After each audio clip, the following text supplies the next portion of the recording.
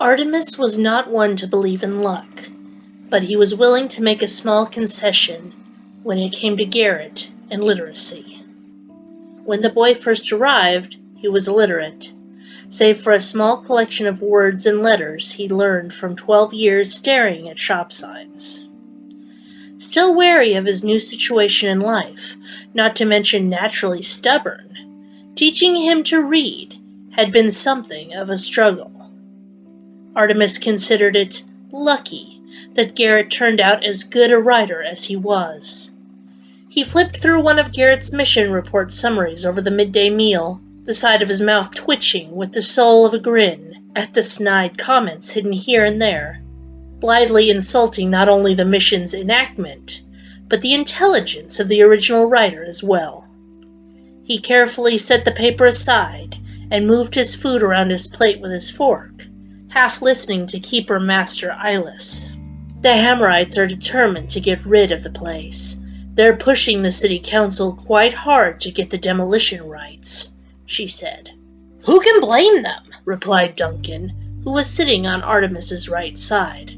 The place is old, ugly, and, well, there are those rumors. He wiggled his eyebrows for effect. Most of the citizens dismiss it as nonsense, thank goodness, interjected Eyeless. If anyone really knew what went on in that place, all sorts of misguided adventurers would be wandering in there. It's bad enough that all those wild stories about the Tallow-Man murders are flying around. Indeed, agreed Artemis distractedly, his eyes roving the room for that highly visible redhead that Garrett went nearly everywhere with. Huh, snorted Duncan. But they'll never succeed. Not without Ramirez around. He's too intent on getting the property for himself. Idiot. They'll pigeonhole the whole deal before long. Mark my words, it'll get too complicated, said Eyeless. A good thing, too. Whatever's holed up in the Shalebridge cradle should be left as it is. Artemis nodded vaguely, a gesture familiar to his colleagues. Eyeless returned her attention to her plate, but Duncan peered hard at the silent man. Artemis gave him a flickering glance before continuing to look for Garrett or his friend Aloysius. Duncan followed his gaze, and his sight landed on the two boys. Aloysius was animatingly telling a story that had several of the students letting loose peals of laughter. Next to him, Garrett laughed politely, but seemed rather distracted, and kept looking over his shoulder and around the dining hall.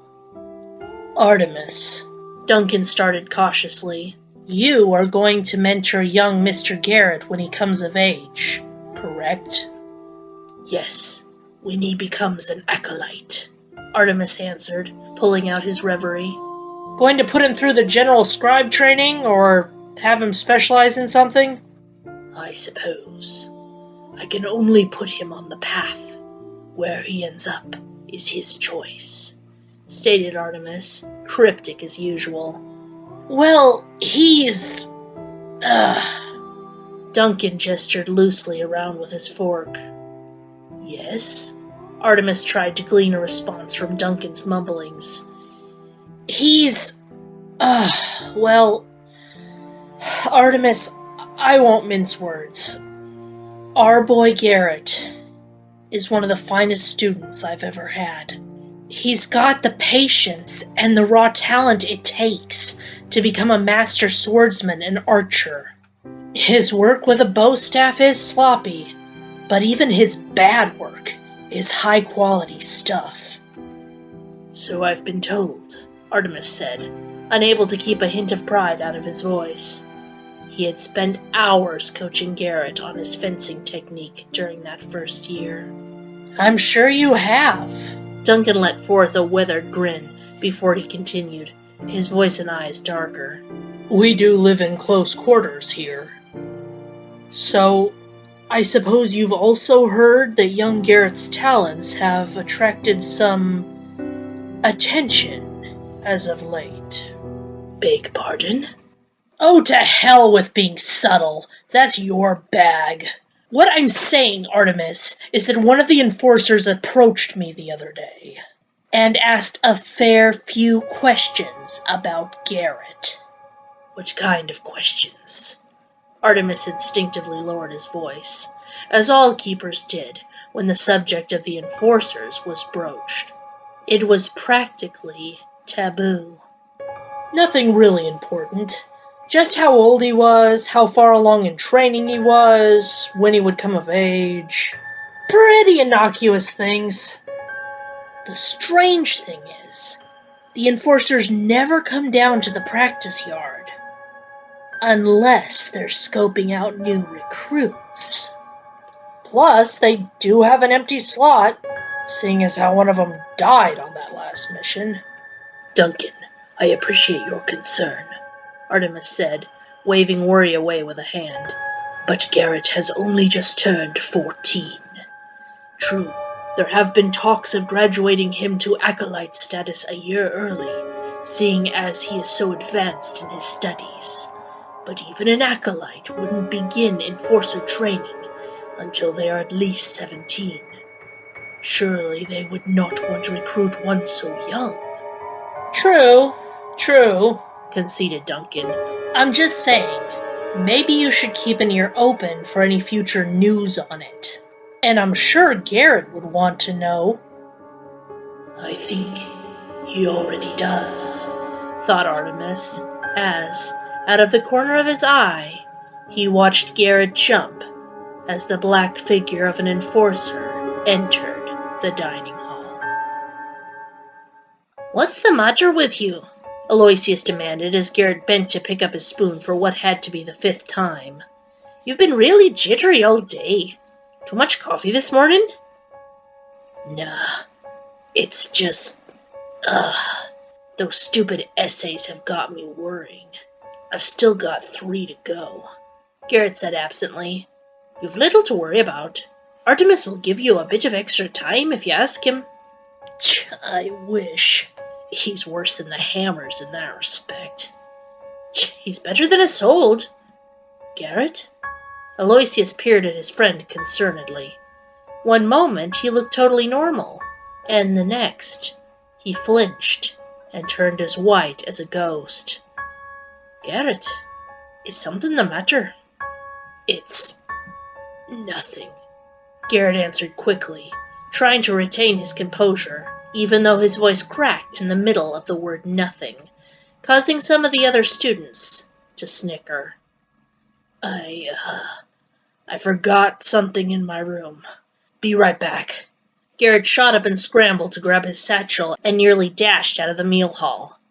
On his way out, he noticed Aloysius's quizzical look, as well as Artemis eyeing him surreptitiously from the adults' table.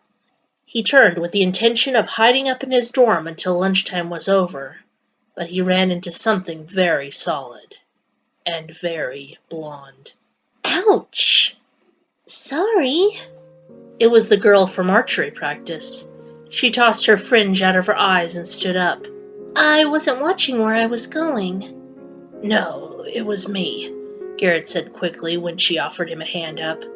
He took it and immediately took note of how warm her hands were. I thought it was... I was in a hurry. Yeah, well, sorry anyway, the girl said, and made to step around Garrett, who realized he was standing in the middle of the hall with all his books spilled out at his feet. He stooped to pick them up, trying to hide his chagrin. She helped fit his books into his satchel. Goodbye, she added with a shrug. What's your name? Garrett asked on impulse. Oh, it's Nuala. What's yours? I'm Garrett. Oh, right. I've seen you, around. Well, bye then. Garrett quickly turned on his heel, wondering why the hell his face felt so hot. He shook his head and dropped all thoughts of Nuala from his head without ceremony. He had a bigger problem. The enforcers never came down to the meal hall. They ate, well, Who knows where they ate, or if they ate. Garrett was almost certain they were stalking him now. But why? To make sure he stayed out of trouble and didn't mess anything up? A rush of hot anger flooded his chest, and he tossed his satchel roughly to the floor of his dorm and slammed the door. What did they think he was? Some kind of little kid? Did they think just because he screwed up once that he was going to keep ruining everything for everyone else? True, that had been a damn big mistake, but it had been done in the heat of the moment, when he wasn't thinking straight. It aided him to think he was being monitored. He flopped down on his bed with a huff. This was ridiculous. True, he hated being tailed by those creepy bastards, but he couldn't keep ducking out of rooms at odd moments. Aloysius already suspected something was up, and Garrett didn't favor the idea of answering awkward questions. Even if he couldn't hide from the enforcers, he had to think of a way to keep them from sneaking up on him. But he wasn't omniscient, and he couldn't read minds. Wait a second, he thought.